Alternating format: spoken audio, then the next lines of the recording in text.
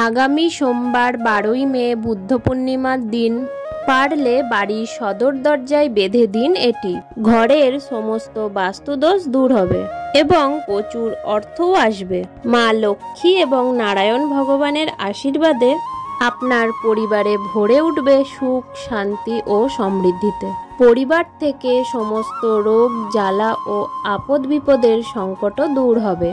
নমস্কার বন্ধুরা, গোপাল সোনার মিষ্টি লীলা চ্যানেলে আপনাদের সবাইকে স্বাগত জানাই। বন্ধুরা, আশা করছি ঈশ্বরের আশীর্বাদে আপনারা ভালোই আছেন আর সুস্থই আছেন। সামনেই আসতে চলেছে বছরের প্রথম পূর্ণিমা। এটি হচ্ছে বৈশাখী পূর্ণিমা বা বুদ্ধ পূর্ণিমা। বন্ধুরা, বৈশাখ মাসকে হিন্দু বর্ষ পঞ্জিকার প্রথম মাস বলে গণ্য করা হয়। বৌদ্ধ ধর্মাবলম্বীদের সবচেয়ে গুরুত্বপূর্ণ ও শ্রেষ্ঠ উৎসব হলো বৌদ্ধ পূর্ণিমা।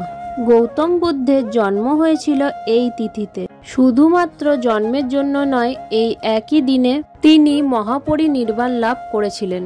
হিন্দু ধর্ম অনুসারে শ্রী হরিবিষ্ণুর নবম অবতার বলে গণ্য করা হয় গৌতম বুদ্ধকে। তাই এই দিনটি শুধুমাত্র বৌদ্ধ ধর্মাবলম্বীদের জন্যই নয়, সনাতন ধর্মাবলম্বীদের কাছেও অনেকটাই গুরুত্বপূর্ণ। এই বিশেষ দিনটিতে হিন্দুদের বাড়িতে মা লক্ষ্মী এবং নারায়ণ ভগবানের পূজা অর্চনা হয়ে থাকে। অনেকের বাড়িতে প্রদোষকালে শ্রী শ্রী সত্যনারায়ণ পুজোও হয়ে থাকে। গৃহস্থ বাড়িতে পূজা অর্চনার সাথে সাথে এই দিনে গঙ্গা স্নান, দান ধ্যান, মন্দির পরিক্রমা এবং পশু পাখিদের সেবা অত্যন্ত ভালো বলে মনে করা হয়। বন্ধুরা, এই বিশেষ দিনে পূজা অর্চনার সাথে সাথে আপনারা যদি মা লক্ষ্মী এবং নারায়ণ ভগবানের আশীর্বাদ পেতে চান, আপনাদের বাড়ির সদর দরজায় বেঁধে দিতে পারেন। তাহলে আপনার পরিবারের সদস্যব্যাপী সারা বছর ধরে অর্থপ্রাপ্তি যোগ তৈরি হবে। এই রকম ভাবেও অর্থের অপচয় হওয়াও বন্ধ হবে। পরিবারের সমস্ত বাস্তুদোষও দূর হবে। বৈশাখী পূর্ণিমার গুরুত্ব কিন্তু বিশেষ, কারণ বৈশাখ মাস হচ্ছে হিন্দু বর্ষপঞ্জিকার প্রথম মাস এবং বৈশাখী পূর্ণিমা হচ্ছে সর্বপ্রথম পূর্ণিমা। তাই এই উপায়টি পারলে অবশ্যই করুন। বৈশাখী পূর্ণিমা পড়েছে বাংলার 28শে বৈশাখ 1432 আর ইংরাজির 12ই মে 2025 সোমবার দিন। পূর্ণিমা তিথি লাগছে পূর্বরাত্রি 7:17 থেকে এবং থাকবে সোমবার রাত্রি 9:19 পর্যন্ত। এই বিশেষ জিনিসটি আপনারা পূর্ণিমা তিথির মধ্যে সদর দরজার সামনে অবশ্যই লাগাবেন। সূর্যাস্তের মধ্যে, অর্থাৎ দিনের বেলায় সূর্যালোকের আলোতেই এই কাজটি করতে হবে। তবে কাজটি করার জন্য একটিমাত্র জিনিসেরই প্রয়োজন হবে। সেই জিনিসটি হচ্ছে হলুদ কড়ি। কড়িগুলো আপনারা কোনো ভালো দশকর্মার দোকান থেকে পেয়ে যাবেন। তাছাড়া যদি কেউ আপনারা না পান, তাহলে সাদা কড়ি পাওয়া যায়, সেটাও নিয়ে আসতে পারেন। হলুদ কড়িগুলো দেখতে সাদা কড়ির থেকে সাধারণত একটু বড় হয় আর হলুদ রঙেরও হয়। হলুদ কড়িগুলো মা লক্ষ্মীরও অত্যন্ত প্রিয়। হলুদ কড়ির বৈশিষ্ট্য হচ্ছে অর্থকে আকৃষ্ট করে। বন্ধুরা, হলুদ কড়ি দিয়েই অনেক উপায় করা যেতে পারে। আজকে আমি আপনাদের সাথে এমন একটি উপায় শেয়ার করব, সেটি আপনারা যদি সঠিকভাবে করতে পারেন, তাহলে আপনারা আপনাদের বাড়িতে বা গৃহে কোনো রকম খারাপ কিছু প্রবেশ করতে পারবে না। আপনাদের বাড়িতে যা কিছু প্রবেশ করবে সেগুলো আপনাদের বাড়ির মুখ্য দরজা বা প্রধান দরজা দিয়ে। আপনাদের বাড়িতে সদর দরজায় এই জিনিসটি লাগিয়ে দিতে পারেন। সঠিকভাবে ও সঠিক পদ্ধতি অবলম্বন করে খারাপ জিনিসকে ঘরে প্রবেশ করতে দেবে না। যা কিছু ভালো আছে সেই জিনিসগুলোই ঘরে প্রবেশ করবে। এই জিনিসটি অর্থ বা মানিকে আকর্ষণ করে। চলুন বন্ধুরা, এবার আমি আপনাদের বলে দিই এই কাজটি কিভাবে করবেন, কি কি সতর্কতা অবলম্বন করবেন। এটি করার জন্য আপনি বিজোড় সংখ্যার হলুদ রঙের কড়ি পূর্ণিমার আগের দিন জোগাড় করে রাখবেন। এই উপায়টি যে কোনো ভালো তিথিতেই করা যায়। পূর্ণিমা একটি অত্যন্ত ভালো তিথি। পূর্ণিমা তিথিতে অনেক বাড়িতে মা লক্ষ্মী এবং নারায়ণ ভগবানের পূজা করা হয়। মা লক্ষ্মী যে কোনো দিন বাড়িতে আসেন না। পূর্ণিমা তিথি এমন একটি যোগ তৈরি করে যাতে মা লক্ষ্মীর গৃহে আগমন ঘটে। তাই বন্ধুরা, আপনারা যদি এই কাজটি বছরের প্রথম পূর্ণিমাতে করতে পারলে আপনারা অত্যন্ত ভালোই ফল পাবেন। হলুদ কড়িগুলোকে যেগুলো বাজার থেকে নিয়ে আসবেন সেগুলোকে ভালো করে গঙ্গা জল দিয়ে ধুয়ে শুদ্ধ করে নেবেন, কারণ এটির মধ্যে অনেক মানুষের হাত পড়ে, তাই শুদ্ধ করা অত্যন্তই জরুরি। এবং এরপর আপনারা ঠাকুর ঘরের একটি পাত্র নিয়ে নেবেন, সেটা পাথরেরও হতে পারে বা পিতলেরও হতে পারে। আর যদি পাথরের বা পিতলের বাটি না থাকে তাহলে ঠাকুর ঘর থেকে যে কোনো পাত্র বা বাটি নিয়ে নিতে পারেন।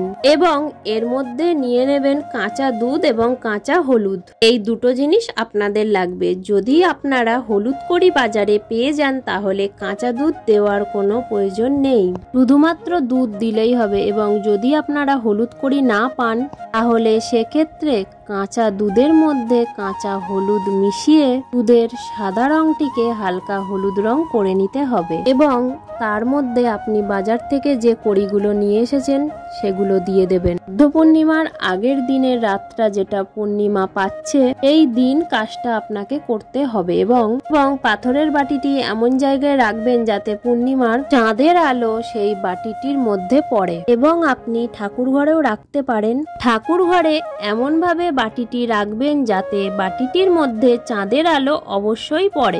যদি এরকম সুবিধা ঠাকুর ঘরে না থাকে সেক্ষেত্রে বাটিটা এমন জায়গাতে রাখতে হবে যাতে চাঁদের আলো সেই দুধের মধ্যে এসে পড়ে, অথবা আপনি ঠাকুরের সিংহাসনেও রাখতে পারেন।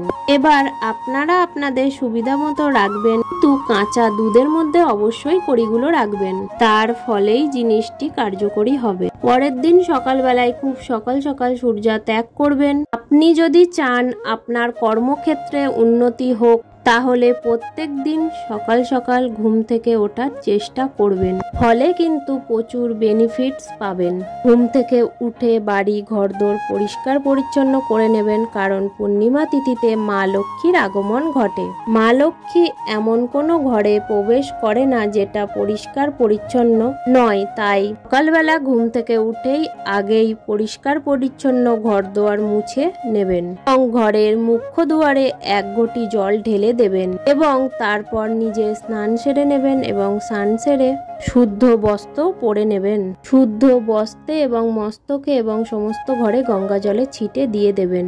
দেখুন, নিয়ম তো হচ্ছে পবিত্র গঙ্গাতে স্নান করা। যেহেতু সবার বাড়ির কাছে গঙ্গা থাকে না, তাই বাড়িতেই সবাই স্নান করে নেবেন এবং মস্তকে আর ঘরে দুয়ারে গঙ্গা জল ছিটিয়ে নেবেন।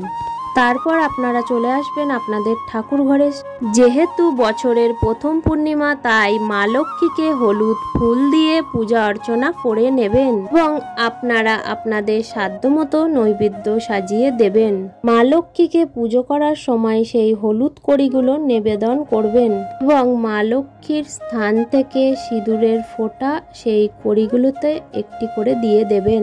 পুজো হয়ে যাওয়ার পর আপনি ঠাকুর ঘর থেকে বেরিয়ে আসবেন এবং কিছুক্ষণ পর আপনি যে যে নৈবেদ্য সাজিয়েছিলেন সেগুলো তুলে নেবেন। আপনি যে কড়িগুলো মা লক্ষ্মীর কাছে রেখেছিলেন সেই কড়িগুলোকে একটি লাল হালু কাপড়ে পুটুলি করে বেঁধে নিয়ে আপনি চলে আসবেন আপনার বাড়ির সদর দরজায়। এই দিন যেন বাড়ির সদর দরজা পরিষ্কার পরিচ্ছন্ন এবং আলোকিত থাকে। এই দিন সদর দরজার পাশে যেন নোংরা আবর্জনা বা ছেঁড়া জুতো বা কাঁটা জাতীয় গাছ যাতে না থাকে সেই দিকে বিশেষভাবে খেয়াল রাখবেন, তাহলে কিন্তু মা লক্ষ্মী আপনার গৃহে প্রবেশ করবেন না। এই যে আপনি পুটলিটি বানিয়েছেন সেটা আপনার সদর দরজায় ডান দিকে একটু ওপর দিকে বেঁধে দেবেন, ফলে আপনার গৃহের সদস্যদের অর্থপ্রাপ্তি যোগ তৈরি হবে, অর্থ অপচয় বন্ধ হবে, লক্ষ্মীও স্থায়ী হবে। ঘরে যদি আপনাদের কোনো অশান্তি কলহ সৃষ্টি থাকে তাহলে সেটাও বন্ধ হয়ে যাবে, ঘরের বাস্তু ঠিক করে দেবে। তাই বন্ধুরা, কাজটি অবশ্যই করুন এবং 6টি পূর্ণিমা তিথিতে এটি লাগানো অবস্থায় থাকতে হবে। তারপর এটি কোনো প্রবাহিত নদীতে ভাসিয়ে দেবেন বা জলে ভাসিয়ে দেবেন। এই নিয়মগুলো মানতে পারলে খুবই ফলদায়ক হবে, আপনাদের পরিবারে সুখ সমৃদ্ধিতে ভরে উঠবে। ভিডিওটা আজকে এখানেই শেষ করলাম। ভিডিওটা যদি তোমাদের ভালো লেগে থাকে তোমরা অবশ্যই লাইক কমেন্ট শেয়ার করে দিও। যারা নতুন আছো আমার চ্যানেলটাকে সাবস্ক্রাইব করে পাশে থেকো।